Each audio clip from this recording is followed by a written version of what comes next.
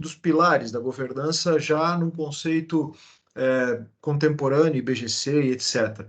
Falamos a respeito também de ESG, ou ESG, que é, na realidade, o desdobramento mais contemporâneo ainda daquilo que se pode exercitar da governança nesse nosso momento histórico. E, por último, e não menos importante, a diferença, né, a grande diferença que existe entre governar e gerir, que são duas coisas muito diferentes e que comumente as pessoas confundem bem essas duas coisas, certo? Então vamos lá. Primeira coisa a respeito do histórico do modelo de governança, ou do que é o modelo de governança.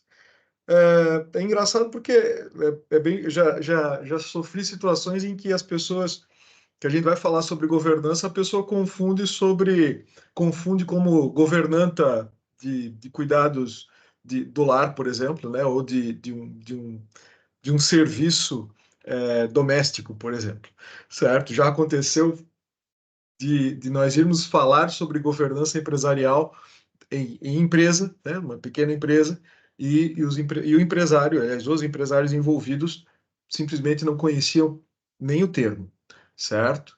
E isso não é difícil de encontrar. Isso é bem fácil de encontrar. Por que que isso é fácil de encontrar? As empresas, na maior parte dos casos, sejam elas do Brasil ou do exterior, pelo menos 85% das empresas do mundo são empresas familiares. Onde é que elas nasceram? Onde é que essas empresas familiares nasceram? Elas nasceram na mesa de jantar. Elas nasceram no café da manhã. Elas nasceram depois de um evento familiar qualquer, onde as pessoas estavam discutindo a respeito do seu futuro. É lá que esses negócios nasceram. Ou entre amigos, no encontro. É lá que esses negócios nasceram. Então, a maior parte dos negócios que nós vimos hoje funcionando nasceram de um processo muito, como é que eu posso dizer, improvisado. Nasceram de um processo muito, eu acho que vai ser assim. É muito recente, diria, final da década de 80, por aí, começo da década de 80, final da década de 70, é muito recente que um planejamento estruturado a respeito de como nós vamos, de fato, colocar o negócio em produção, colocar o negócio para funcionar, ganhe uma estrutura de pensamento lógico matemático. É muito recente isso, né? Então, primeira coisa importante, compreender que aquilo que temos ao nosso redor como negócios que fluem, mesmo os negócios onde nós estamos hoje, né? Cada um de nós. Ah, eu trabalho na empresa X, trabalho pela empresa Y, trabalho aqui na Coopere. Como é que vocês acham que a Coopere nasceu? A ideia da Coopere nasceu? A primeira ideia da Coopere não foi num plano de negócios estruturados e tal. A primeira ideia do negócio foi o Clauber, depois de saído da TOTUS, bateu lá na porta do meu escritório, dizendo: Pamplona, tem uma ideia assim, assim, assado. O que que tu acha? Bom, como a gente felizmente já tem uma certa experiência em negócios, ok, vamos planejar agora, já que a gente tem uma ideia. Mas a primeira ideia não foi. A primeira ideia foi um café lá no meu escritório e a gente batendo um papo a respeito disso. Assim como quase todos os negócios nascem. Importante ter essa percepção, né, pessoal, da simplicidade que de fato é como os negócios nascem. Os negócios não nascem robustos, rebuscados e tal. Eles nascem pequenos. Claro, eles vão sendo adquiridos, às vezes vamos criando monstrengos, né? Monstrinhos de poder e capacidade de desenvolvimento, e aí a gente acaba tendo empresas fantásticas, gigantes, mas que não nascem assim. Tem uma fala que eu gosto bastante que diz assim: só os filhos de monstros nascem gigantes, filho de gente nasce bem pequenininho, certo? Legal. Ainda falando sobre governança, né, e o histórico da governança, é importante compreender que governar é um ato necessário e muito antigo, né, gente?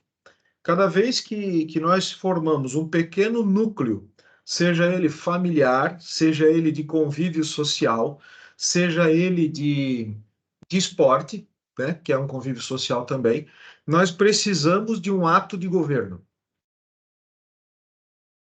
É bem simples de observar isso. Quando a nossa casa, por exemplo, não tem um modelo de governo muito bem instituído, a nossa casa fica naturalmente bagunçada, não fica? Às vezes a gente olha pela janela da nossa sala e aí a gente vê a casa do vizinho, mas esquece de olhar para a nossa, né? Certo? Então, quando a gente olha, observa uma casa que não tem um governo muito bem instituído, essa casa fica naturalmente bagunçada. E o que que é esse ato de governo? Nada mais é do que uma série de acordos que acontecem entre aquelas pessoas que estão naquele convívio social, determinando o que cada um lidera, o que cada um vai liderar. Então, eventualmente, hoje, na nossa sociedade contemporânea, eventualmente a esposa, por exemplo, ou a mulher da casa, toma a frente de um processo profissional e o marido está em casa cuidando das coisas que acontecem em casa. Qual é o problema disso? Nenhum problema. Se o acordo é bem feito, bem instituído, se está todo mundo feliz com o acordo, está tudo certo, o governo funciona e todos prosperam. Já viram quando isso não funciona? Fica complicado, né? Rapidinho, rapidinho. Então, o modelo de governo, pessoal, nada mais é do que este acordo. Ainda é importante compreender que o governo ele está profundamente relacionado com uma situação relativa ao poder, ou ao poder de influência, vamos dizer assim, para ser mais objetivo em relação ao poder. Por que isso? Porque o modelo de governo ele exige que, de alguma forma, alguém nesse processo, ou pelo menos um pequeno grupo de pessoas desse processo, exerça de fato um papel de liderança.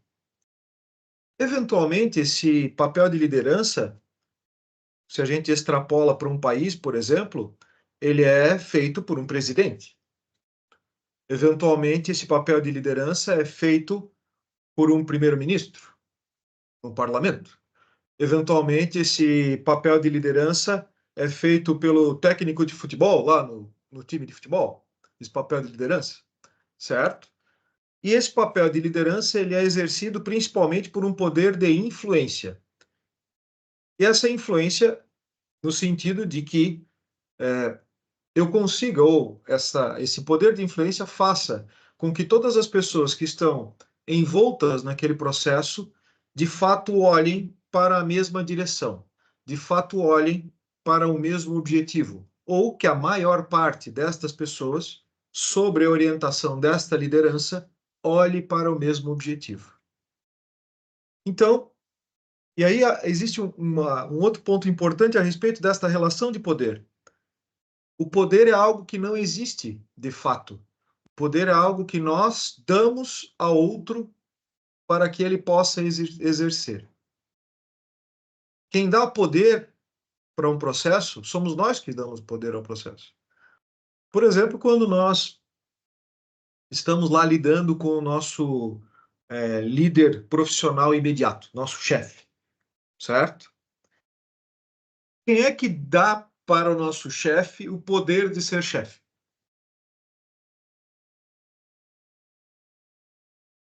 Somos nós que damos. Somos nós que damos o poder. Se nós não o empoderarmos disso, ele não consegue exercer o papel dele. Por isso também é bem importante, e aí aproveitando já e respondendo uma das perguntas que o pessoal fez, né? Como a governança pode impactar uma pessoa física ou um cooperado? Essa fala cai bem aqui. Para que eu consiga ser um bom líder, eu preciso aprender a ser um bom liderado. Porque se eu não compreendo adequadamente os papéis, eu não consigo fazer o exercício nem de um lado e nem de outro. E ninguém é líder uma vida inteira e ninguém é liderado uma vida inteira. São papéis. São papéis. Então, vamos lá. Voltando no conceito geral de governo. Então, quando a gente fala a respeito de governança, Governança é o ato de governar. E o ato de governar é o ato de dizer para uma massa de pessoas, seja ela familiar, seja ela profissional, seja ela social, dizer para uma massa de pessoas, de consciências, para onde nós devemos ir. Isso é governar. Que pode ser exercido, como a gente já falou, através de um governo num país, através da liderança de um técnico, através da liderança de um professor, através da liderança de um chefe, através de diversos exercícios de liderança. Quando a gente tem um personagem, e eu posso já explorar um pouquinho mais a palavra personagem nisso.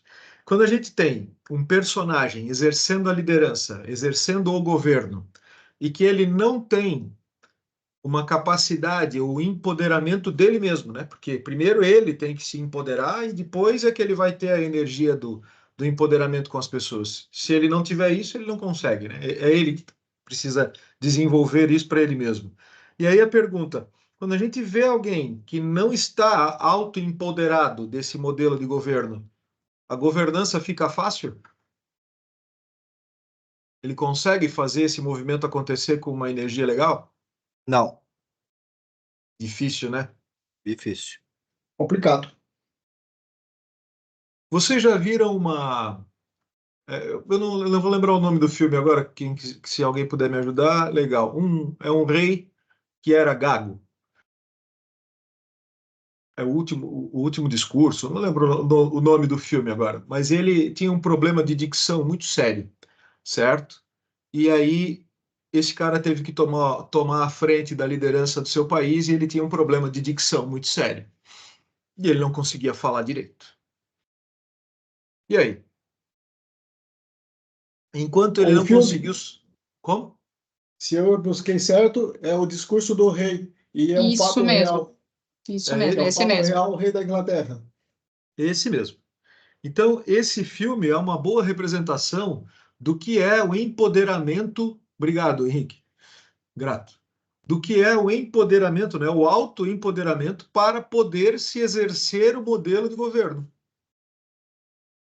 Enquanto ele não conseguiu superar aquele desafio dele próprio, ele não conseguiu exercer o governo sobre o lugar dele. É um bom exemplo. Tudo bem? Vocês estão tudo aí ainda? Vamos lá. A partir disso, né, pessoal, é importante compreender que o modelo de governo atualmente desenvolvido para o Ocidente é um modelo de governo baseado no conceito greco-romano, certo? Com a ideia do Senado romano, depois evoluindo para um modelo de governo já na Idade Média, pensado por Montesquieu, e dando mais um pulinho, algo que talvez nem todo mundo acompanhe, mas tem um cara chamado Napoleão Bonaparte que tem uma frase dele que muito legal que diz assim: me orgulho mais do meu Código Civil do que de todas as batalhas que venci. O Código Civil napoleônico é o Código Civil utilizado por quase todos os estados ocidentais do mundo contemporâneo. É uma cópia do que o cara escreveu na vida dele, certo? O modelo de governo dos países é baseado naquilo que Montesquieu escreveu. O espírito das leis, do Montesquieu, chegou a prever a existência de um quarto poder, que é o poder moderador do Ministério Público, que era um poder que não existia no mundo na época, certo? Então, percebam, né, que não há nada de novo nesse horizonte de governança. Isso, de fato, vem de uma modelagem ocidental baseada no direito greco-romano, que vem evoluindo ao longo do uso, né, e dos costumes dentro da nossa sociedade até onde a gente está. E por que essa digressão? Porque o modelo de governo para as empresas não é diferente disso. O modelo de governo para as empresas ele é baseado no mesmo conceito de governo de um processo greco-romano, baseado lá no espírito das leis e evoluindo para aquilo que a gente tem um pouco mais contemporâneo, mas é a mesma estrutura. E com a evolução do ESG, por exemplo, esse conceito está sendo ainda mais espalhado, né, ou mais cobrado, inclusive no movimento oriental agora, né? Porque o ESG não é algo que ficou simplesmente isolado ao Ocidente. O ESG, de fato, incorpora todo um processo mais global a respeito disso, inclusive por conta da grande influência da ONU a respeito dessa evolução. Então, de onde vem o conceito atual de governo? Vem de um processo de desenvolvimento greco-romano, vem de um processo, uma ideia, um conceito muito bem elaborado pelo Montesquieu na Idade Média, vem de um processo muito bem estruturado de direito civil e código civil estruturado no modelo napoleônico, e que é esse o conceito que hoje é utilizado no mundo todo.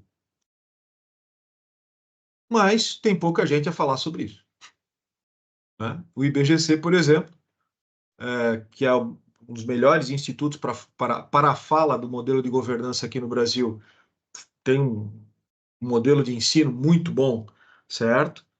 Ele despreza essa jornada histórica que forma todo esse conceito, certo? Que não é estranho, né? A maior parte não faz isso mesmo. Chegando ao nosso século XX, com essa história do modelo de governança, a gente precisa entender ainda que a exigência de que as empresas possuam um modelo de governo claro.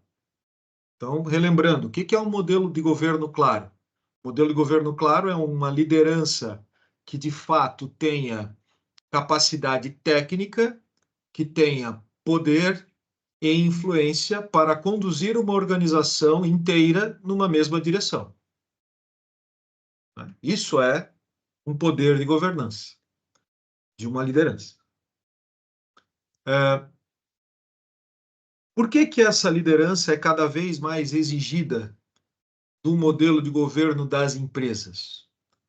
A gente não podia continuar tocando tudo meio assim no papel de pão, no meio no meio do jantar, assim? Não podia continuar fazendo as coisas assim? A gente não podia continuar fazendo construção no olho, assim? Aqui foi tantos milheiros de tijolos, lá foi isso, lá foi aquilo, tal. E a gente não poderia continuar fazendo isso dessa forma?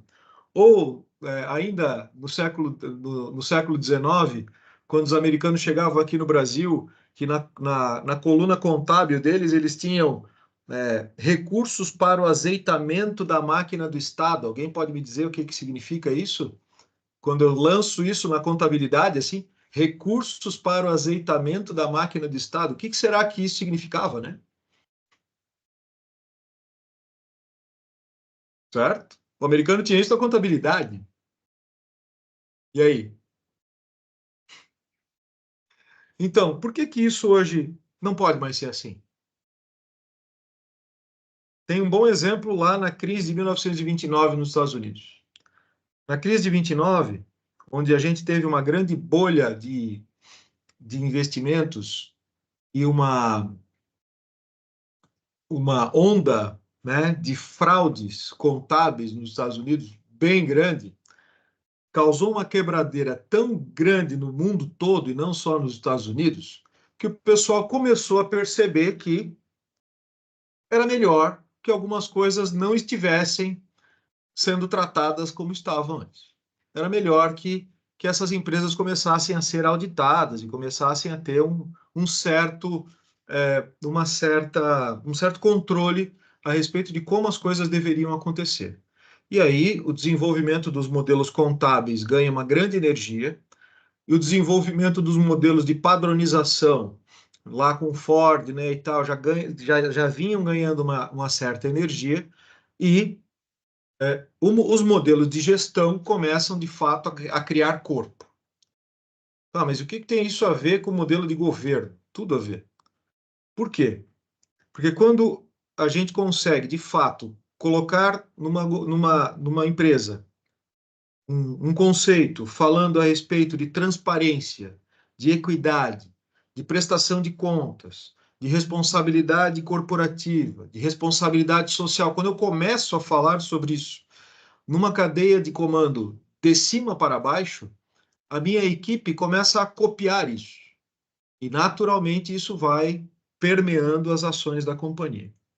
Mas o primeiro movimento que aconteceu de fato não foi intelectual nem filosófico. O primeiro movimento foi no bolso.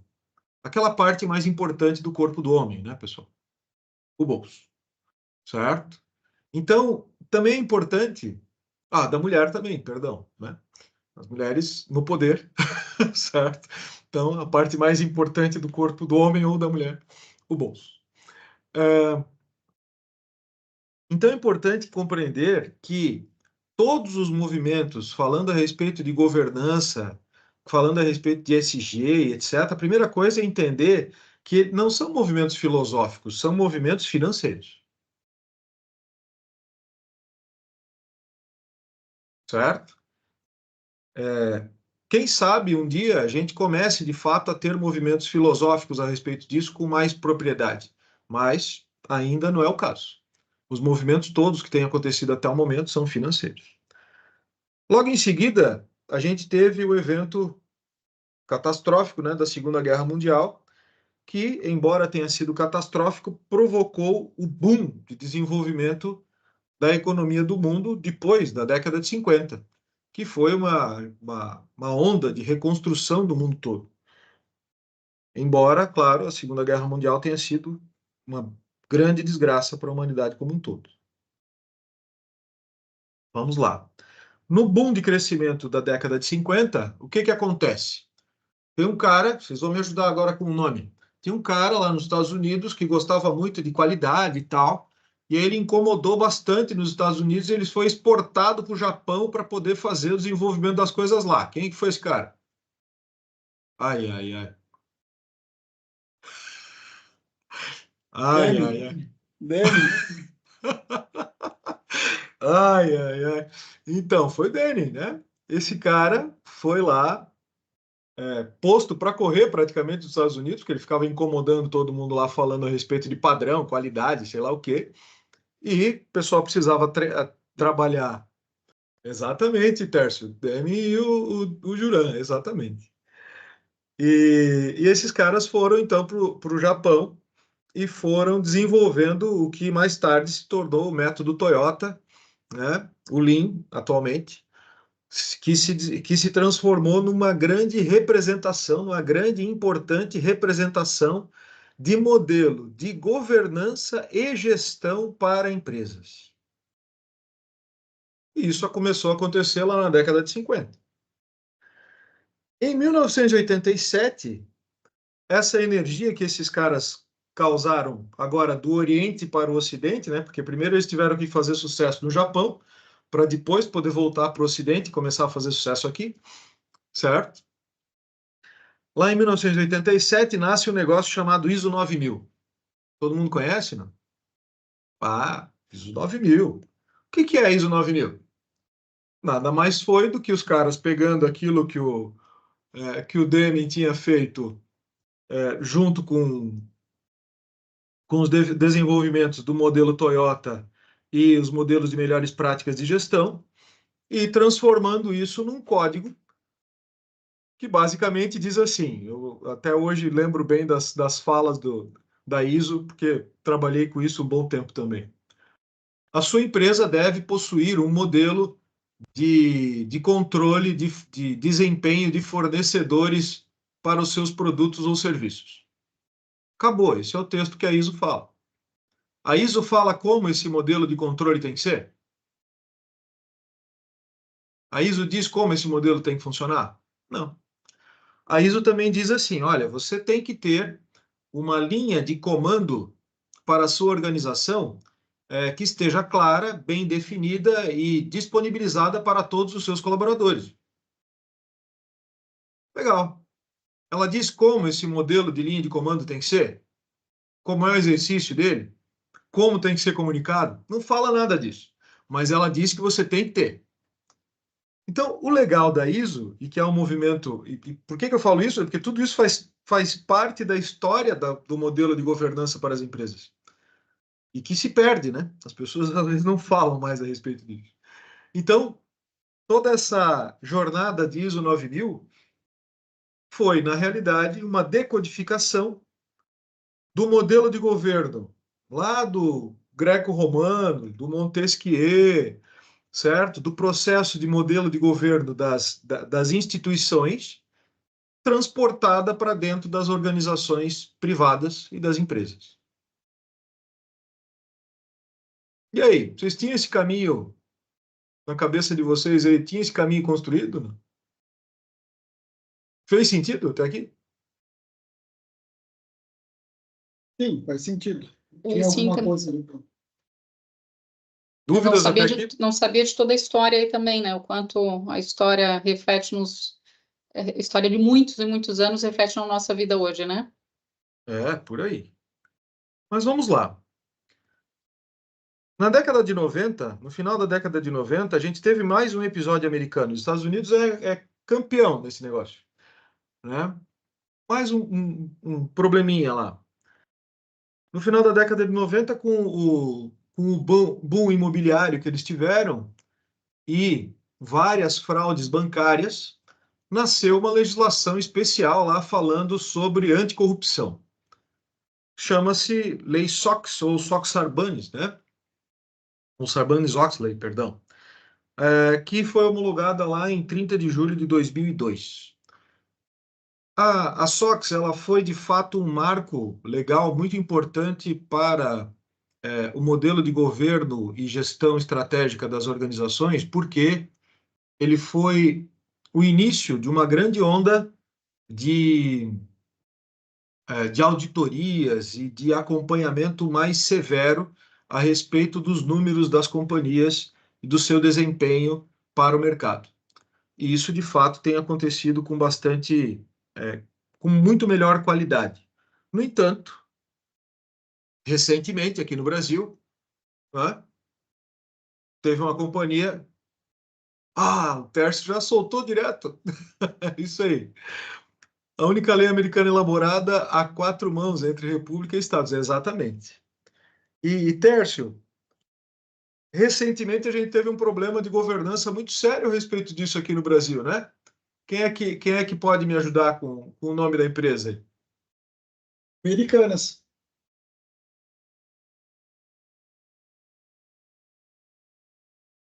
A Quem é que própria. quem é que deixou escapar isso, né, Tércio? Quem é que deixou escapar isso, né, Tércio? Quanto balanço, né? Quantos balanços, quantas auditorias, quantas empresas de auditoria de super renome que fizeram as auditorias e tal e escapou, passou reto. Então, Teve um episódio um pouquinho mais antigo no Brasil, que foi o Banco Nacional. também, realmente, esse me escapou aqui da Banco do nossa. Ayrton Senna. Isso escapou aqui do meu radar para essa conversa, mas também, Tércio. E aí, né, pessoal, o que isso quer dizer? Tinha um professor meu de direito penal que dizia uma coisa muito boa. Ele dizia assim: contra a má-fé não há receita. Contra a má-fé nós seremos prejudicados. Nem que nós tenhamos que gastar dinheiro para nos proteger, mas nós seremos prejudicados contra a má-fé. Então, por mais que hoje existam mecanismos de auditoria, de fiscalização e etc., contra um governo de má-fé, seja lá em qual nível for, um governo de um país, um governo de uma empresa, um governo de uma família, um governo, não importa onde este governo está instalado, contra um governo de má-fé, não tem receita, a gente vai ser prejudicado. Ok? Então, quando nós estivermos avaliando as empresas em que nós vamos colocar um investimento na bolsa, quando a gente estiver avaliando qual é a empresa que a gente vai participar como sócio, quando a gente estiver avaliando qual é a empresa que a gente vai participar como colaborador, eventualmente, nós devemos sim prestar bastante atenção se aquele lugar onde a gente está é um lugar onde o governo é lícito, onde um governo é voltado às coisas daquilo que deveriam ser a respeito da ética, da moral, da legalidade das coisas. Ok? Vamos lá? Então, pessoal, resgatando um pouquinho desse histórico, eu acho que ele é bem importante porque às vezes a gente acha que tudo nasceu com o IBGC, né? Porque a gente mora aqui no Brasil, a gente achou que nasceu tudo aqui pelo IBGC e não é verdade. Certo? Não é verdade, né? Tudo isso nasceu por uma pressão muito grande, principalmente de quem tomou prejuízo. Certo? Quem toma prejuízo tende a reclamar bem alto. E foi isso que aconteceu no mundo, e por isso que hoje os modelos de governança são cada vez mais exigidos. Então, a primeira coisa que eu tentei trazer aqui para a gente é compreendermos com bastante qualidade, ou o melhor possível, o que é governar.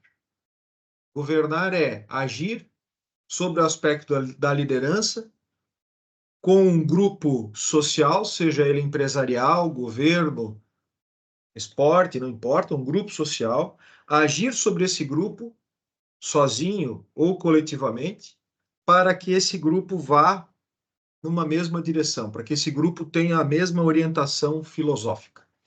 Isso é governar. Ok? Vamos lá. Atualmente, o IBGC, aí sim, gosto demais do trabalho que eles fazem e sigo profundamente os ensinamentos deles para as coisas que nós temos no Brasil. E por que isso, né? Porque o IBGC ele é localizado. O que significa localizado, né? Para quem trabalha aí com desenvolvimento de software, entendeu perfeitamente, né? O IBGC fala o idioma brasileiro, né? Não fala o idioma inglês. A governança na Inglaterra, ela fala um idioma um pouquinho diferente, né? A governança americana, ela fala um idioma um pouquinho diferente. O conceito é muito próximo, né? Quase igual, mas a forma de comunicar esses conceitos, ela muda a cada nível cultural, a cada movimento cultural. E cada país, então, precisa de uma certa localização. E o IBGC faz isso muito bem aqui para o Brasil. Então, os pilares da governança para o IBGC aqui no Brasil são a transparência. O que seria transparência num modelo de governança para quem participa daquela empresa, por exemplo? Tem uma pergunta aqui que o pessoal fez que diz assim, ó: por que os gestores confundem transparência e realismo com pessimismo? Quando se trata de expor uma situação atual da empresa para o funcionário, para que o mesmo possa ter a ação de reação entre as mudanças que possam vir a ocorrer. Então, a pessoa aqui visivelmente se sente incomodada com a letargia que existe entre aquilo que está acontecendo de fato com aquela companhia e a comunicação daquilo para a sua equipe de colaboradores, seja lá qual modelo for. Bom, tem uma fala que eu gosto bastante que diz assim: o que pouca gente sabe, pouca gente estraga. Já ouviram falar nisso? O que pouca gente sabe, pouca gente estraga. E aí, percebam o seguinte: eu estou lá numa companhia XPTO. Não é correto imaginar que todo o direcionamento estratégico daquela companhia seja compartilhado com todo o ecossistema que aquela companhia está. Isso não deve nem pode acontecer, sob pena daquela companhia ser engolida pelos seus concorrentes de mercado. Basta que um colaborador saia, basta que alguém beba um pouco demais no final de semana e está batendo um papo com o diretor da outra empresa e fale uma bobagem. Basta um monte de coisa. Portanto, sim, boa parte da estratégia, mais estratégia mesmo, né, daquilo que é mais central dentro de um processo de uma companhia, não sai de um pequeno grupo e não deve sair sobre o aspecto do governo. Agora, tudo aquilo que os integrantes do grupo precisem saber para que eles de fato vão na direção daquilo que a companhia deseja, eles devem ser comunicados. É fácil encontrar esse equilíbrio? Não, não é fácil encontrar esse equilíbrio. É um grande desafio para o gestor e é um grande desafio de governo.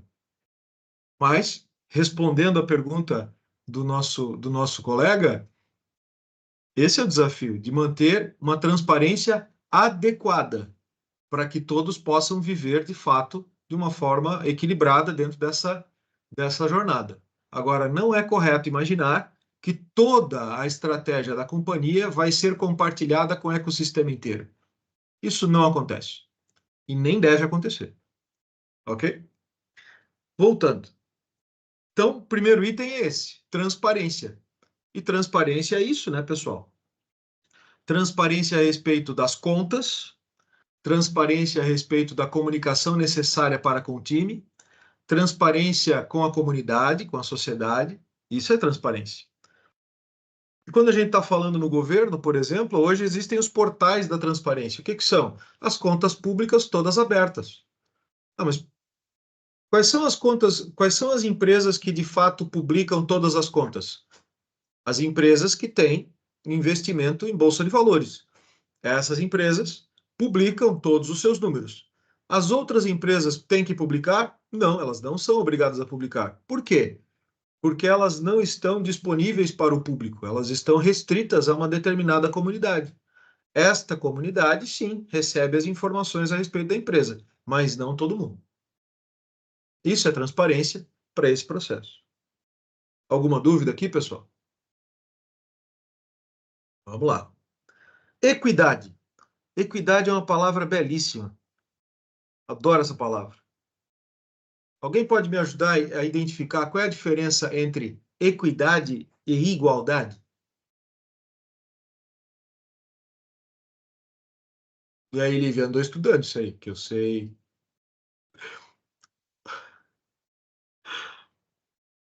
Não? Tá bom. Igualdade, pessoal, é tratar todos igual, todos de forma igualitária, sem diferença de tratamento. E equidade, não.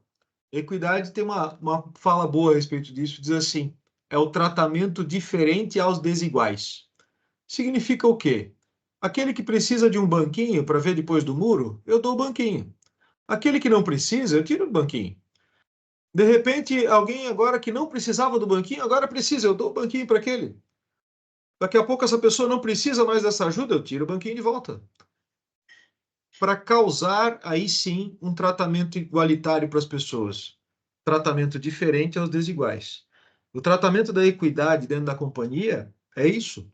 Quando a gente fala na equidade para o processo de uma empresa atualmente, nós estamos falando em igualdade de gênero, nós estamos falando em igualdade de raça, de cor, nós estamos falando em igualdade de acesso para quem tem alguma deficiência física, para quem tem alguma necessidade especial, certo?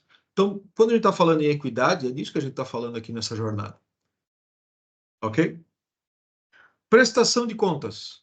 A prestação de contas de uma companhia, ela vai principalmente para os acionistas e para os colaboradores de nível de gestão, principalmente. Não significa que a companhia toda não possa receber informações, mas é raro que uma companhia, a não ser as de capital aberto, as que estão na Bolsa de Valores, de fato façam exercícios de comunicação 100% transparentes com todos os seus colaboradores. No entanto, números gerais são comumente divulgados. Os números de faturamento do ano, os números de despesa do ano, os números de colaboradores, o volume de colaboradores, o número de pedidos, ou seja, aqueles números que de fato trazem para o colaborador uma visão de que ele participa de algo maior do que ele. E por que se usa esses números no processo de prestação de contas para os colaboradores? Para de fato desenvolver nele essa capacidade, essa percepção de que o colaborador faz parte de um todo, engajado numa determinada rota, né? O próximo item dos pilares da governança são a responsabilidade corporativa. E a responsabilidade corporativa, gente, lembra quando a gente falava agora há pouco a respeito da boa-fé, da boa índole do governo? E que nós seremos prejudicados se aquele governo não for de boa-fé, de boa índole, a gente vai acabar sendo prejudicado? É aqui que a responsabilidade corporativa entra. Uma organização que não tem uma responsabilidade corporativa adequada com aquilo que é juridicamente correto, com a posição em relação aos seus colaboradores, com a posição em relação à participação social da sua empresa, com aquilo que aquela organização de fato representa na sua comunidade. A organização que não possui isso, ela é danosa ao seu ecossistema. Ela acaba sendo danosa ao seu ecossistema. E por isso é importante que essas empresas, que as nossas empresas, elas estejam relacionadas a esses 4 grandes pilares. Aparece um quinto pilar, que não é divulgado, não é comumente divulgado no processo, que é o pilar social. O pilar social é, cada vez mais, as empresas sendo instigadas a terem uma participação no desenvolvimento social da sua comunidade de um jeito mais especial.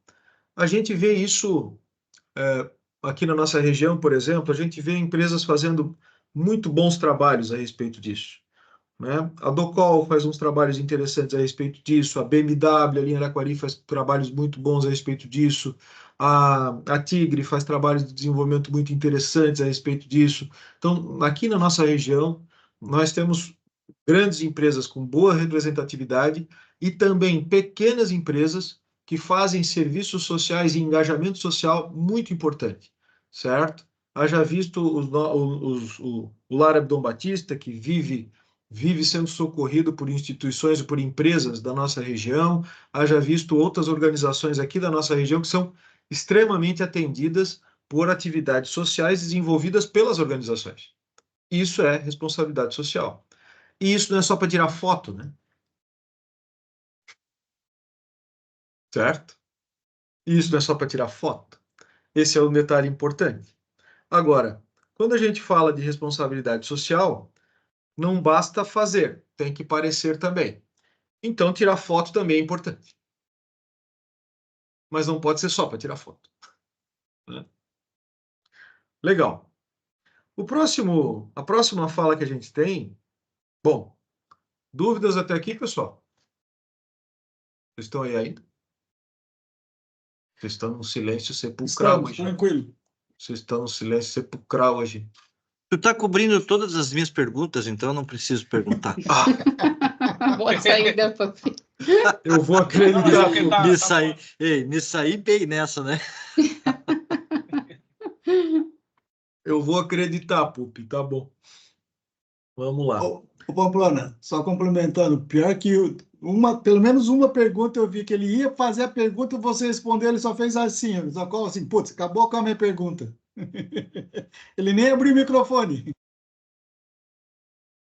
Mas fiquem à vontade, né, pessoal? Tamo aí. Então tá, o próximo item que a gente vai falar é a respeito do ISG, tá? O ISG, pessoal, foi uma sacada fantástica. Porque pensem o seguinte, lá desde 1929, o pessoal levando pedrada por conta das falcatruas de contabilidade, falcatruas de prestação de contas, um rolo atrás do outro, certo? Mesmo com ISO 9000, mesmo com as barreiras não alfandegárias postas pelo processo da ISO 9000, tentando disciplinar o mercado, a ser um pouco mais rígido a respeito da prestação de contas, etc., as coisas não aconteciam, né? E o movimento do modelo de governança, inclusive, evoluindo e tal, mas as coisas não aconteciam. O que aconteceu, então? Em 2004, no Pacto Global da ONU, o Kofi Annan, claro que ele não teve essa ideia sozinho, né? Uma galera deve ter tido essa ideia junto com ele, certo? Mas o Kofi Annan fez o lançamento do Pacto Global com a ideia do ESG. E a ideia de ESG, pessoal, nada mais é do que tratar o processo de governança que a gente já vinha tratando, certo? Só que com um viés econômico. A pergunta do Kofi Annan foi muito simples, né? Uma forma não não vou falar como ele falou, porque até não consigo falar tão bonitinho, mas vamos lá. De uma forma muito simples, ele disse o seguinte: então, pessoal, vamos começar a emprestar dinheiro só para quem faz o trabalho de governança direito? E é isso que o ESG faz. Fomenta as instituições bancárias, as instituições financeiras, as instituições de dinheiro a emprestar ou fomentar negócios que levem a governança a sério. É isso que é a ESG. Logo depois, quando a BlackRock, que é uma das maiores empresas de investimento do mundo, declara na mídia que só vai emprestar dinheiro para quem estiver levando o ESG a sério, gente, isso começou a mexer de fato com o mercado. Porque começou de novo, né, a ter uma certa influência sobre a parte mais importante do corpo do homem e da mulher, né? O bolso, novamente. Então, quando o Kofi Annan faz a provocação de que, através do processo de financiamento das empresas, o modelo de governança fosse levado mais a sério,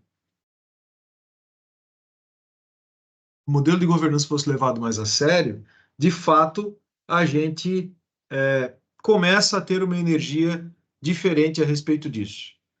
Agora, o Tércio coloca aqui o Acordo de Basileia, regulando o mercado financeiro internacional, principalmente em relação à lavagem de dinheiro. Sim, isso faz parte do desenvolvimento legal, né, Tércio? Antes mesmo do ESG já também, certo? Bem antes do ESG lançando nesse processo. Obrigado pela colaboração. Agora, o que acontece, pessoal? E por que eu fico tão incomodado hoje com o que a gente fala a respeito de ESG?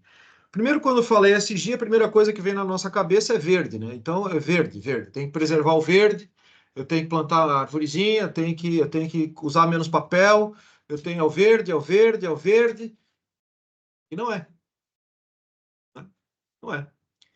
Aí, poxa, mas eu tenho que consumir menos água, aí não, eu tenho que economizar água, água e pronto, e agora eu tenho que economizar água, porque também não é. Certo? É um conjunto destas coisas todas que fala sobre natureza, environment, social and governance. Governança já era, inclusive, muito bem desenvolvido o processo. A gente é que não fazia esse negócio direito. Certo? Social já estava dentro do modelo de governança, só que a gente não botava dinheiro lá. Agora o banco exige, ou tu vai lá e faz um trabalho adequado de envolvimento social da tua empresa com o negócio que você está montando, ou nós não vamos emprestar dinheiro para você. Ah, as empresas se movem rapidamente.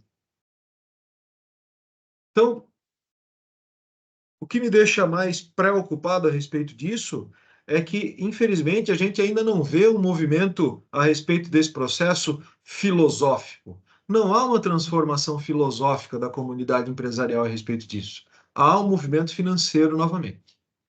Mas que bom que há um movimento financeiro numa boa direção, certo? Agora, vamos falar um pouquinho mais a respeito do negócio chamado sustentabilidade, que é onde está a palavra-chave do ESG.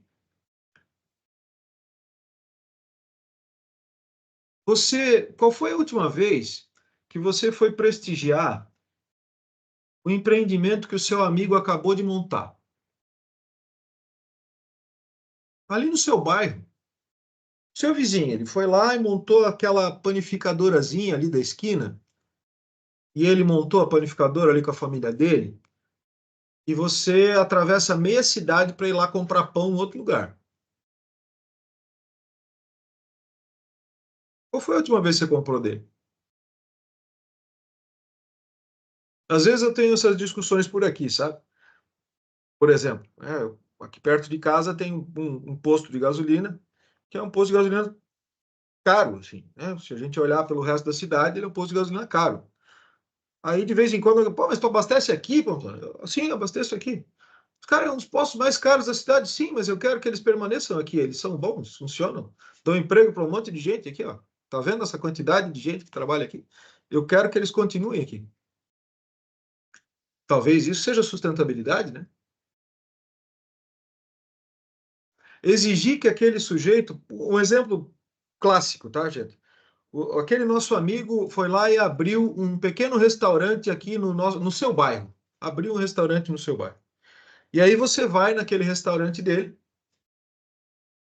e aí chega lá no restaurante, por óbvio, né? A primeira semana de trabalho daquele restaurante, ele vai conseguir te atender com a mesma qualidade técnica daquele restaurante instalado no centro da cidade há 15 anos? Ele vai conseguir ter aquele atendimento top, fantástico, aquela celeridade, aquela velocidade das coisas? Vai conseguir? A princípio, não. Difícil, né, gente? Porque ninguém nasce assim. E aí você sai de lá e pensa assim: vixe, abriu só para dizer que pode. Vai fechar em um mês. Sustentável, né? Ou vai nas mídias e detona. Ou vai nas mídias e detona. Terrível. Então, gente, quando a gente fala de sustentabilidade, a gente tem muito esse discurso globalizado, né, da sustentabilidade a respeito da coisa verde, da coisa da água, da coisa da alimentação. A alimentação natural, então, é show de bola, né? Vocês sabem que para plantar soja, né, eu não posso ter nada embaixo, né, da soja. Nada. Não pode ter minhoca, não pode ter bicho, não pode ter nada debaixo da soja. O solo para plantar a soja tem que ser morto. É só nutriente para a soja. Legal? Mas o meu queijo tofu é show. Certo? Ou então, a coisa do consumo consciente, né? Ah, não, eu vou só consumir produtos, sei lá, né? De natureza consciente. Legal, mas o tênis eu continuo comprando da China. Em lugar da China e que a mão de obra ainda é escrava. Certo? A gente não tem essa rastreabilidade daquilo que a gente está comprando. E aí? Eu, particularmente, tenho uma felicidade, né? Eu moro aqui em Joinville, Piraberaba, para quem conhece, certo? Então, o mel de abelha a gente compra aqui do tiozinho que é apicultor aqui, né? O queijo a gente compra aqui do tiozinho que faz o queijo em casa, né? Ah, desculpa, isso é sustentabilidade. Então, quando a gente fala de ESG, talvez rastrear melhor o que a gente está comprando, de quem que a gente está consumindo, e vamos ver se a gente está conseguindo ajudar o vizinho a se sustentar. Porque isso é sustentabilidade. Se o vizinho estiver passando fome, o dia ele pulou o muro. Natural.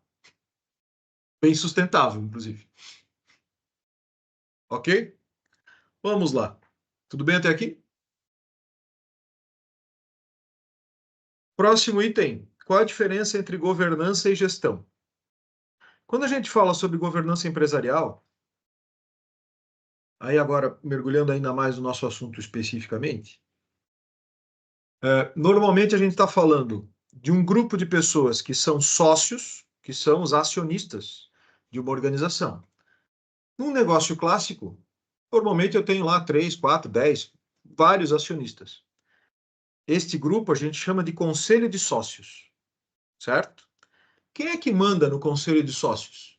O grupo de sócios que tem o controle acionário daquela organização.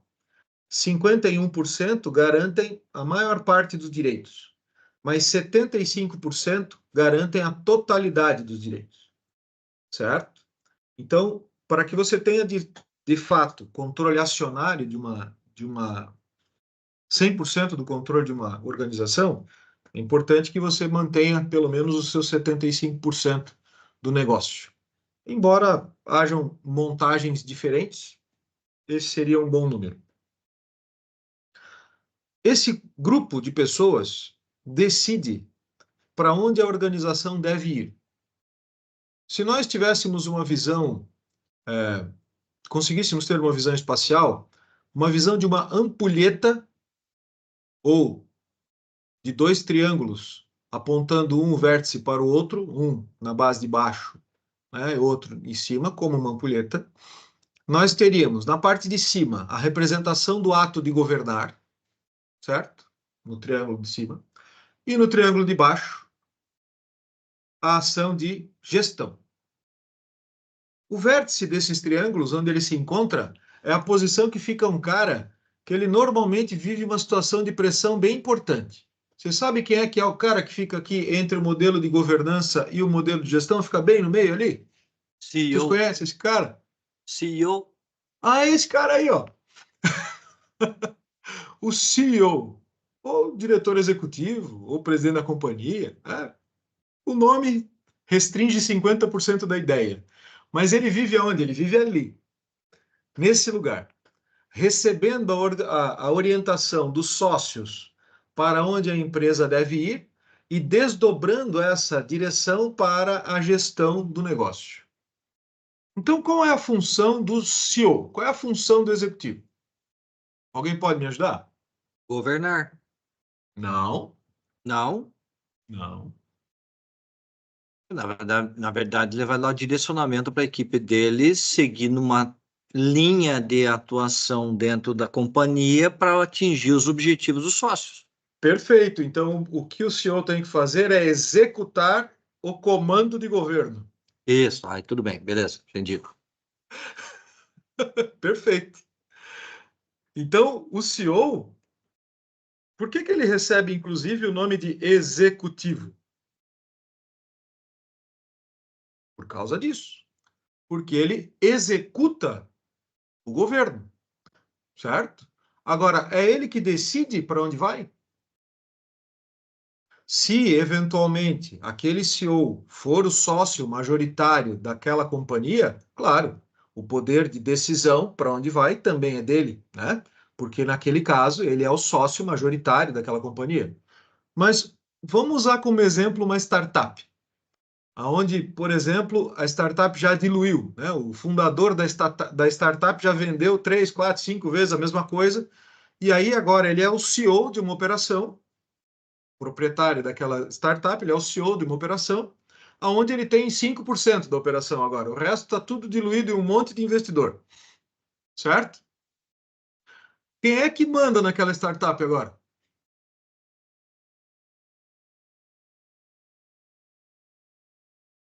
Oi? Cri, cri, cri, cri. Quem é que manda naquela startup? Se ele diluiu nos investidores, quem manda na startup são os investidores.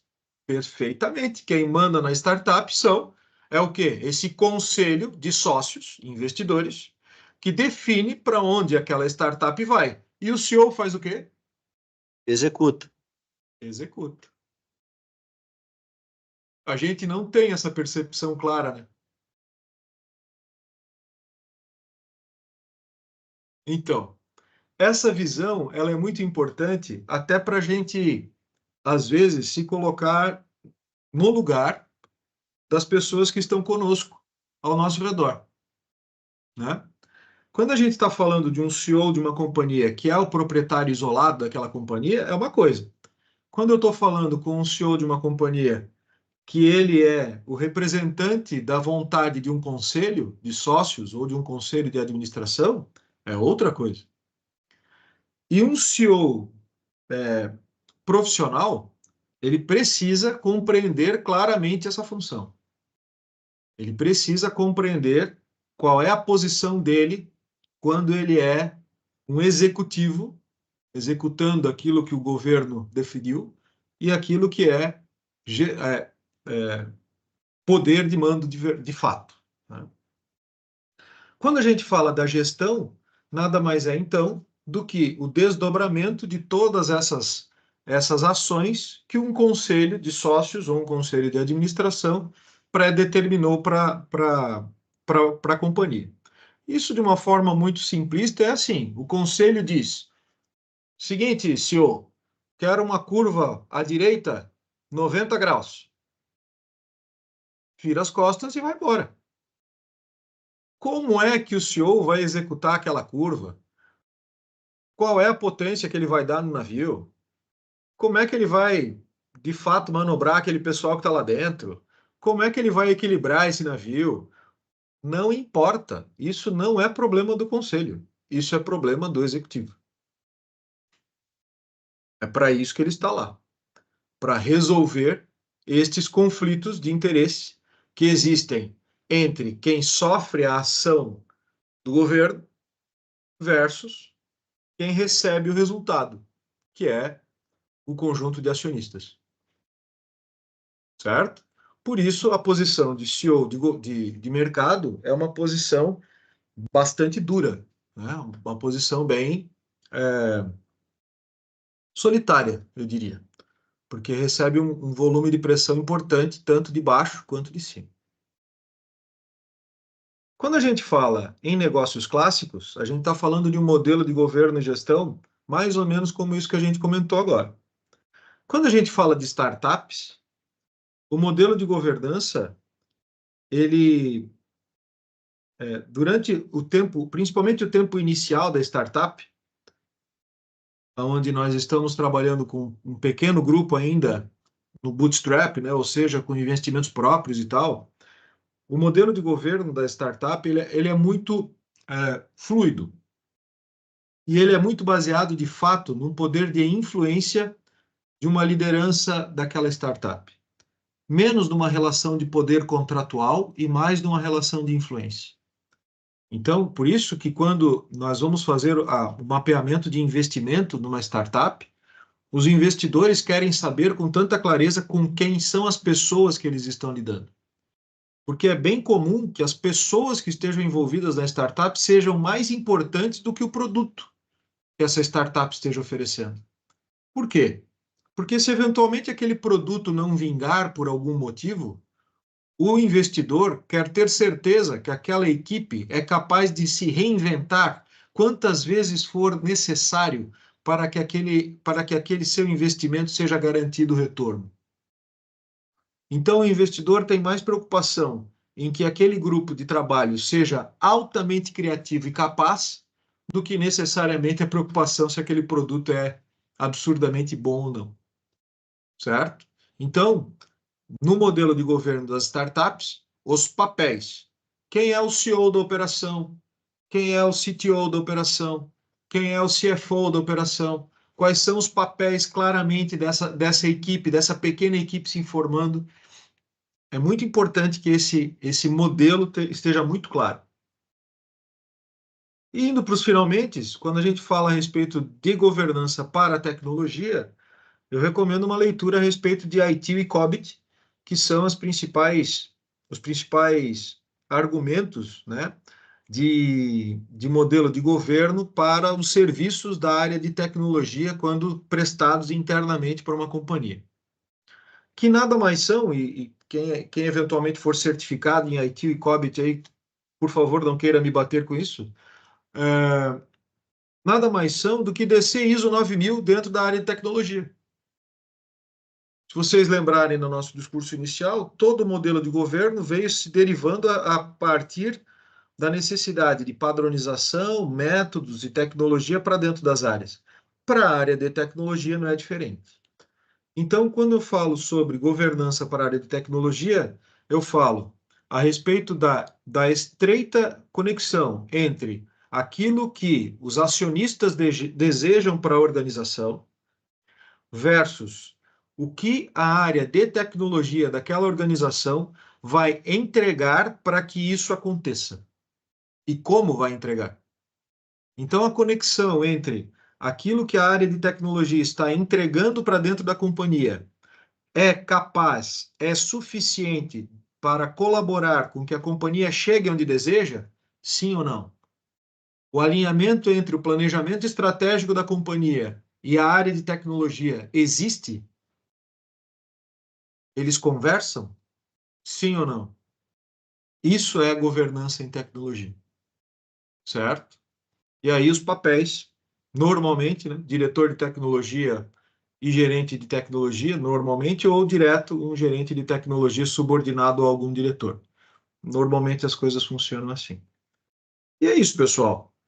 Em relação a uma visão simplista, né, do que é o modelo de governança, e tentando trazer aqui para vocês um jeito não tão burocrático dessa coisa toda. Oi? Legal, muito bom, muito bom. Isso realmente mostra, muita gente às vezes não tem um conhecimento, falou lá no início, quando as empresas que iniciaram lá, ou lá nos anos primórdios, né, que eram empresas familiares, né? Na verdade, na época, eles não sabiam nem o que era um plano de negócio, né? O plano de negócio era um papel de pão em cima da mesa, e assim, 10 mais 10 são 20, se eu tirar 10 aqui, eu investir numa máquina 10, para lá no final eu ganhar 20, mais ou menos esse aspecto. E a evolução disso fez com que realmente nós tivéssemos outras ferramentas para a gente poder trabalhar de forma adequada e buscando os resultados que as empresas querem, né? Ou seja, que as empresas buscam. Exemplo, inclusive, empresas familiares que, a partir do momento que morreu o dono, o filho assumiu, achou que podia continuar da mesma forma que o pai e quebraram. Perfeitamente. E aí tem uma fala que eu gosto bastante, né? Quando trabalha com empresas familiares e ordenando isso, Pupi, a gente diz assim: a governança familiar serve para proteger os negócios da família da família. É Por bem quê? isso mesmo. Porque vamos lá, né? Os filhos de um empresário, eles são necessariamente herdeiros, mas eles não são empresários. Eles eventualmente podem se tornar empresários. E a incapacidade do empresário de observar isso e de assimilar essa mudança na trajetória dos seus filhos, ela é super importante para a perenidade dos negócios. E, Pupi, esses dias ainda fui fazer um trabalho numa indústria e o empresário me apresentou o modelo de custos dele. O modelo de custos dele era 1/3. Era assim, ó. 1/3 do custo da produção é matéria-prima. 1/3 do custo da produção é mão de obra e 1/3 é lucro. Ponto. Aí é boa, hein? Putz. Para tu Ei, ver, a mentalidade das pessoas às vezes ela é questionável justamente por essas questões. Ou seja, cara, na cabeça dela tem uma situação que, cara, eu vou seguir nessa linha. Pode ser que em determinados momentos dê certo, mas em outros momentos vai dar errado. Tem nem incrivelmente como. ele tá é incrível ele tá vivo ainda, né? Essa é a Pois minha é. colocação, Pois como que é. muitos ainda sobrevivem assim, e talvez aqui quantos não conheçam histórias parecidas, né? Exato. E quando tu fala isso até da questão da governança familiar, de proteger da própria família, sem dúvida nenhuma, né? Nada mais é do que a falta de conhecimento, até dos pais ou dos filhos, de atrás ali da informação, e que eu associo com muita coisa da tua fala, Pamplona, né, sobre, por exemplo, o papel do CEO e dos acionistas e quem governa ou não governa e o quanto isso gera ruído dentro das empresas. Quem aqui talvez não vai ter histórias dentro de empresas que não entendia por que se tomava tal ação, eu acho que só muda o endereço. E me veio rapidamente, né, que bom seria se tivesse um pouco dessa didática de passar quando se entra ou em reuniões periódicas que se tem, para buscar, né, orientar passar esse conhecimento para quem está ali, para evitar tanto ruído que tem, para que eles entendam o papel de cada um, né? Não é algo que exista, né? É algo realmente que né, tem quase que muros e não é explicado.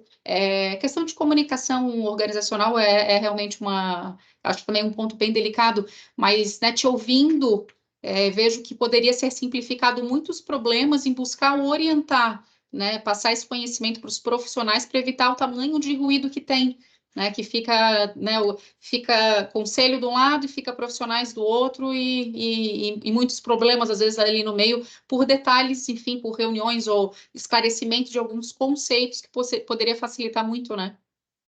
E tem um Perfeito, detalhe, Pablo. e tem um detalhe importante também que a gente acaba também tendo no nosso dia a dia, e que o Pamplona vai saber muito bem o que eu falo, que é a tal da rádio peão, Opa, né? exatamente, Rádio os peão é ruídos, campeã, é campeã. né? Sim. Porque, tipo assim, nem sabem exatamente o que está acontecendo dentro da companhia, mas a Rádio Peão está dizendo, não, vai ter demissão, vai ter isso, vai ter aquilo, vai ter aquele outro. Não, porque a empresa está mal das pernas, porque não sei o quê, né? A Rádio Peão é a campeã, né? Só que aí que tá, falta comunicação.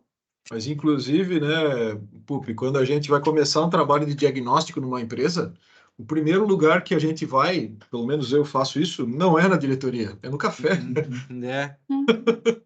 E que isso está relacionado com o clima, e que isso vai estar relacionado com o resultado, e isso vai estar relacionado com pessoas, que é o que faz as empresas, obviamente, seguirem. Então, é bem o que tu falou, né, Pupi, tem a Rádio Peão, toda empresa tem, obviamente, mas falta uma clareza de quem está governando, né, e que por coisas simples, que para mim na fala do Pamplona, às vezes se vê que em coisas simples, em conceitos simples, poderia se começar a esclarecer, porque resolver tudo obviamente não vai, mas se começar a esclarecer um pouco mais e passar esse conhecimento, né, que foi uma pergunta que o Pamplona já respondeu, né, como que a governança me afeta como pessoa física ou como cooperado, e justamente isso, sabendo um pouco mais, conhecendo um pouco mais do papel de cada um, ou do porquê de algumas decisões, que a decisão não vai olhar só, né, o ninhozinho aqui de cada um, tem um plano muito maior por trás, né, então... É isso mesmo. Muito Bom, gente, e deixando aqui um recado, né, a Pamplona Consultoria, além da gente trabalhar aqui com a Coopere como vice-presidente, na consultoria que nós temos, nós trabalhamos quase que exclusivamente nisso, com governança, gestão estratégica, gestão de projetos, orientando esse processo para que as empresas, de fato, tenham um melhor desempenho a respeito deste conceito dentro das suas organizações, levando tranquilidade, transparência e uma saúde mental mais adequada aí para todo mundo que está envolvido nesse processo, tá? Caso queira conversar a respeito, a gente também fica à disposição para evoluirmos. E é isso. Show de bola. Legal. Pessoal, mais alguma pergunta, alguma dúvida? Não? Legal. A gente acabou não tirando a foto no início. Vou pedir aí quem puder abrir a câmera, quem não está com ela aberta aí, só para a gente registrar o momento e depois passar para publicar aí nas nossas redes também. Temos mais alguns aí com a câmera desligada. Mais alguém pode ligar? Matheus. 2 minutinhos, pessoal. A gente já Opa. libera vocês. Todo mundo aí com a câmerazinha. Vamos lá. Vamos lá, nem eu poupei vocês hoje da minha cara, então. Vou ver de vocês. Legal. Vou ajeitando aqui para tirar. Ó. Tirar mais de uma, vou tirar. 1, 2, 3 e... Oi. E só mais uma para o marketing depois não brigar aí com a gente. É isso aí, o Alexandre te pega depois. Então. Tirar mais uma, tá? 2, 3 e... Foi, gente, registro feito. Obrigada aí novamente pela participação, né, de todos. Mês que vem nós temos mais né, temos o webinar aí, só reforçando que a gente vai ter todos os meses. Via de regra, tá? A gente deve concretizar eles para a terceira semana do mês, terça-feira, tá? E a gente vai informando vocês como a gente tem feito. Pamplona, obrigada novamente aí, né? Mesmo se recuperando ainda um pouquinho, estava aí firme e forte. Obrigada aí além de tu compartilhar, pela tua didática, que se torna um tema mais leve, né? De fácil, ó, as cabecinhas ali mexendo, ó. Eu acho que é o ponto mais de destaque já do primeiro encontro que a gente teve. O pessoal, né, depois me procuraram bastante, e alguns aqui hoje já me mandaram mensagem também da didática, da forma como tu traz, porque simplifica. Quando a gente fala de governança, parece quase que um monstro, né? O que é isso? E tu foi passando toda uma história lá, enfim, de muitos anos atrás, de toda uma história, e de uma forma muito simples, e realmente o quanto isso impacta nos modelos que tem hoje. Então, obrigada aí de novo pela tua participação. Obrigado vocês, gente, pela oportunidade. É sempre uma alegria vir aqui compartilhar um pouquinho. Nas próximas vai ter mais gente aí, né? A gente tem mais, pelo menos 3 palestrantes diferentes para poupar vocês da minha existência um pouco. Mas tem mais gente aí, tá bom? É isso mesmo. O próximo realmente não vai ser agora, não vai ser Pamplona, a gente vai começar enfim, trazer outros temas e consequentemente, outras pessoas também. Tá bom? Fechou, pessoal? Depois a palestra que ela ficou gravada, depois a gente também compartilha com vocês, mas até já aproveitar o momento que todos estão, lá no nosso canal do YouTube já tem o primeiro vídeo do nosso primeiro encontro, do webinar, e todos eles vão para o nosso canal do YouTube, então vocês podem acompanhar e compartilhar por lá também, ok? Obrigada. Legal. E bom feriado, pessoal. Valeu, pessoal. Obrigado. Obrigada. Obrigado, Pamplona. Obrigada Tchau, a tchau. todos. Boa noite. Um abraço. Queridos. Até mais. Tchau. Bom feriado. Vocês também. Feriado.